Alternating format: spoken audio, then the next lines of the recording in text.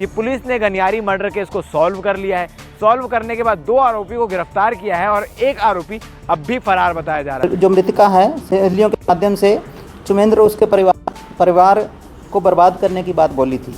19 महीने लग गए इस केस को सॉल्व करने में और चुमेंद्र पुलिस की नज़रों के सामने था, फिर भी पुलिस के हाथ खाली क्यों थे? जब मृतिका को वो मार रहा था तो उस समय दादी जो थी वो भी जग गई थी, तो क्योंकि उसके लिए नुकसानदायक हो सकता था, तो उसने दादी को भी नुकसान पहुंचाया और उसकी भी हत्या कर दी। लड़की की हत्या हुई, उस लड़की के 4 लोगों से अवैध संबंध थे, तो मेरे ही पति को क्यों फंसाया जा रहा है?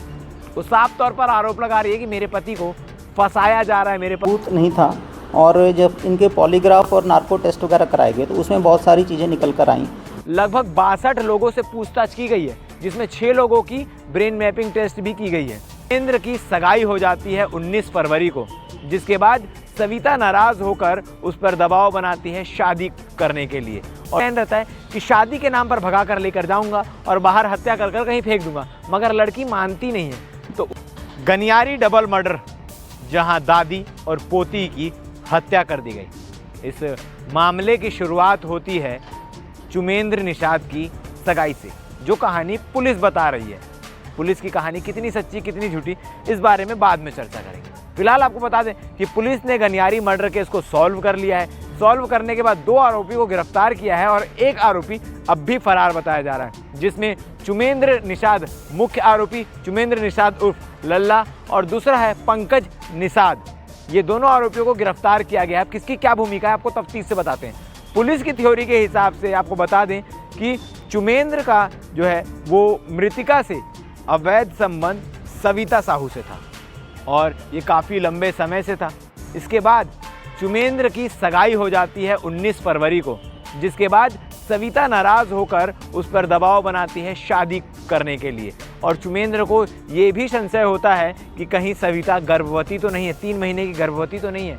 इस बात को लेकर चुमेंद्र एक प्लान बनाता है कि मेरा घर ना उजड़ जाए, मेरा घर बर्बाद ना हो। अपने दोस्त पंकज और एक और अन्य साथी के साथ सबसे पहले वो 24 तारीख को उसके घर जाता है। सविता के घर जाके उसे समझाने का प्रयास करता है। उस वक्त दादी जाग जाती है, तो दूध लेने का बहाना कर वहाँ से फरार हो जाता है। अगले दिन पूरा परिवार चुमेंद्र के पिता को जाकर शिकायत करता है कि चुमेंद्र हमारे घर में घुसा था। इसके बाद जैसा परिवार वाले बता रहे हैं, आपने हमारी एक चक्का जाम की स्टोरी में देखा भी होगा, लड़की का पिता जो बता रहे हो साफ तौर पर बोल रहे हैं कि चुमेंद्र के भाई ने कहा था कि मैं पूरे परिवार को एक एक करके ख़त्म कर दूंगा। उसके कुछ ही दिन बाद यानी 6 और 7 मार्च की दरमियानी रात ये घटना होती है, जिसमें चुमेंद्र अपने साथी पंकज के साथ सबसे पहले तो उतई के पास एक कार्यक्रम में जाता है। उस कार्यक्रम से 1 से 1:30 बजे के आसपास वापस लौट कर आता है। अपने भाई से दरवाज़ा खुलवाता है, अंदर जाकर सोने का नाटक करता है और जब भाई सो जाता है तो चुपके से घर से बाहर निकलता है और बाहर निकलने के बाद अपने साथी पंकज को व्हाट्सएप कॉल करता है और पंकज स्कॉर्पियो लेकर आ जाता है। दोनों पंकज और एक और साथी बाहर खड़े होते हैं। तब चुमेंद्र घर के अंदर प्रवेश करता है, एक दरवाज़ा खटखटाता है, लड़की से बात करता है। उसका पहले ये प्लान रहता है कि शादी के नाम पर भगा कर लेकर जाऊंगा और बाहर हत्या कर कर कहीं फेंक दूंगा, मगर लड़की मानती नहीं है। तो उसी ताव में लड़की पर कुल्हाड़ी से हमला कर देता है। हमला करने के बाद उसे हमला करते हुए दादी देख लेती है। तब दादी पर भी चाकू से प्रहार करता है। दादी अपनी जान बचाने के लिए घर से बाहर भागती है, तो दादी को पकड़कर उसके गले में बार बार चाकू से प्रहार किया जाता है, जिसके बाद दादी को घसीटते हुए घर के अंदर लेकर जाता है। बाहर जाकर पास के तालाब में अपना हाथ धोता है, चाकू फेंकता है, अपने दोस्तों से कहता है कि काम हो गया और निकल जाता है। ये सारी कहानी जो मैं आपको बता रहा हूँ, ये आज प्रेस कॉन्फ्रेंस के दौरान पुलिस ने पत्रकारों के सामने रखी है। अब इस कहानी पे भी कई सारे सवाल उठ खड़े हो रहे हैं। 19 महीने लग गए इस केस को सॉल्व करने में और चुमेंद्र पुलिस की नज़रों के सामने था, फिर भी पुलिस के हाथ खाली क्यों थे? नार्को टेस्ट हुआ, तमाम प्रकार की टेस्ट हुई। इसके साथ ही पहली बार लगभग देखा जाए तो ब्रेन मैपिंग भी हुई है। इस पूरे मामले को लेकर पुलिस ने घटना के बाद वहां छावनी बनाया। छावनी बनाने के बाद लगभग 62 लोगों से पूछताछ की गई है, जिसमें 6 लोगों की ब्रेन मैपिंग टेस्ट भी की गई है। और उस ब्रेन मैपिंग टेस्ट में क्या कुछ चीज़ें आई, कुछ अता पता नहीं। मगर अभी चुमेंद्र का परिवार जो है, आपको बता दें कि मई में चुमेंद्र की शादी हो चुकी है। चुमेंद्र की पत्नी का साफ तौर पर कहना है कि जिस लड़की की हत्या हुई उस लड़की के 4 लोगों से अवैध संबंध थे, तो मेरे ही पति को क्यों फंसाया जा रहा है?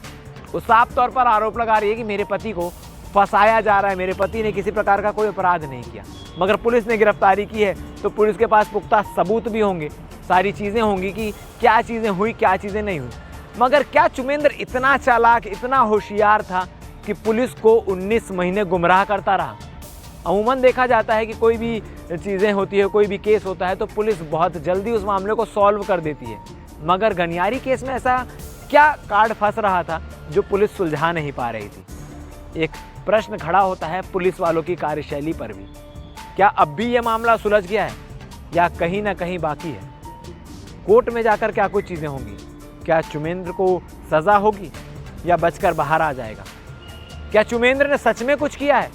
कई सारे सवाल खड़े हो रहे हैं। इस पूरे मामले को लेकर आज आईजी गर्ग ने प्रेस कॉन्फ्रेंस ली। प्रेस कॉन्फ्रेंस में पुलिस अपना पक्ष किस प्रकार रख रही है, आप आगे वीडियो में देखिए। हम यहाँ पर थाना पुलगांव के 6 मार्च 2024 को हुए 6 मार्च 2024 को हुए हत्या के प्रकरण की ब्रीफिंग के लिए यहाँ एकत्रित हुए हैं।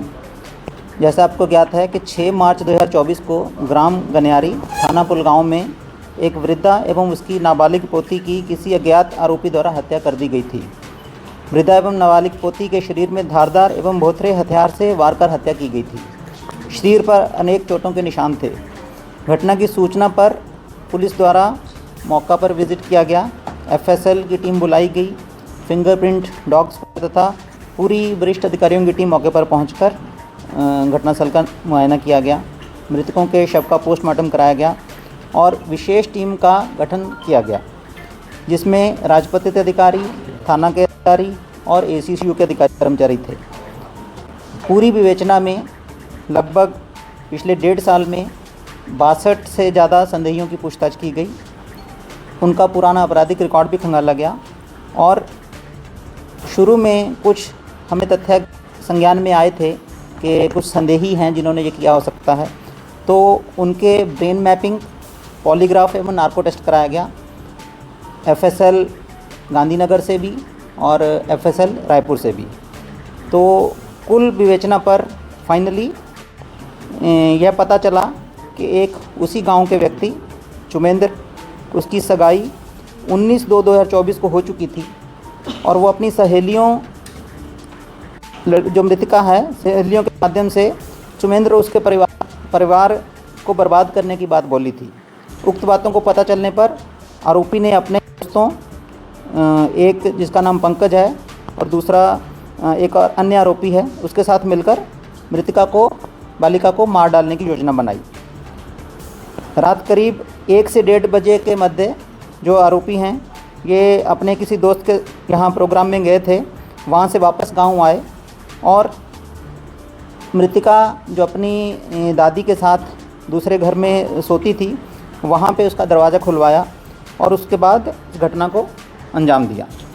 विवेचना में 2 आरोपियों को गिरफ्तार किया गया है और घटना में यूज़ हुए धारदार हथियार और एक वाहन स्कॉर्पियो को जब्त किया गया है।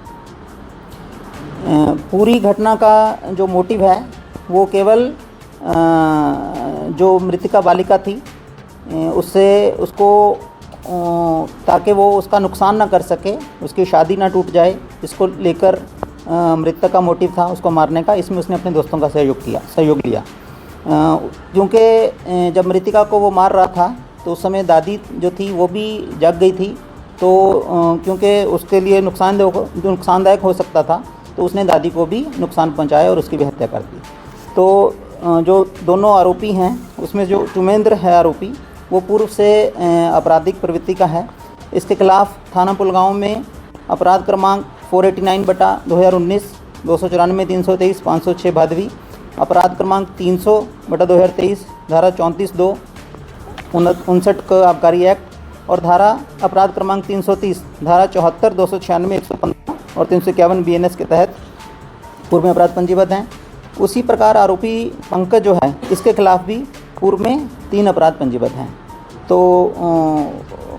ये घटना हमारे लिए बहुत महत्वपूर्ण थी क्योंकि करीब पिछले 1.5 साल से जो मृतिका के परिवार वाले थे वो न्याय के लिए हमारे पास भी बार बार आ रहे थे और हमें भी इस चीज़ का था कि पूरा हमारी कोशिश रहेगी कि केस को हम सॉल्व कर सकें। तो पुलिस अधीक्षक दुर्ग और उनकी पूरी टीम ने काफ़ी मेहनत से इस केस को निकाला है और इनकी जो टीम है उनको मैं सभी को बधाई देता हूं और मुझे पूरी उम्मीद है कि हम जो मृतकाएं हैं उनको न्याय दिलाने में कारगर साबित होंगे। वारदात में 2 आरोपी थे कि 3? आरोपी 3 थे, 2 अभी गिरफ्त में आए हैं, एक अभी पकड़ना बाकी। पहले दिन से सर ये प्राइम सस्पेक्ट था, इतना टाइम क्यों लगा होगा 1.5 साल? नहीं, देखिए कोई हमारे पास ठोस सबूत नहीं था और जब इनके पॉलीग्राफ और नार्को टेस्ट वगैरह कराए गए तो उसमें बहुत सारी चीज़ें निकल कर आईं। तो उसके संदेह के आधार पर फिर दोबारा जब इनकी पूछताछ की गई तब इन्होंने घटना को कबूल किया। तो क्या जानती थी? नहीं, यही इसमें बताया कि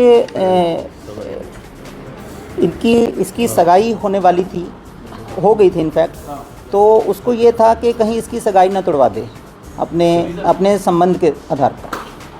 18 महीना लग गया सर इसको सॉल्व करने में। किस तरह के चैलेंज, मतलब ऐसा किस तरह से गुमराह किया जा रहा था कि वो सॉल्व नहीं हो पा रहा था पूरा मामला? नहीं, आरोपी जो थे उन्होंने कन्फेस नहीं किया था, हालांकि हमें डाउट था इन पर, परंतु जब तक आरोपी का कन्फेशन ना हो और सबूत ना मिले तब तक किसी को भी गिरफ्तार हम नहीं कर सकते।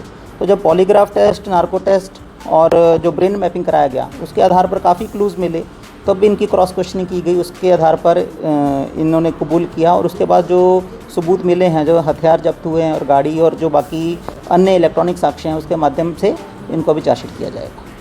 सर आरोपी की शादी हो चुकी है, सगाई के बाद? आरोपी की शादी अभी हो चुकी है। सर इसमें 2 चीज से वार किया बोल रहे हैं, एक तो टंगिया है, दूसरा चाकू। टंगिया मौके पे मिल गया था, उस दिन टंगिया जो है वो उसी दिन मौके पर मिल गया।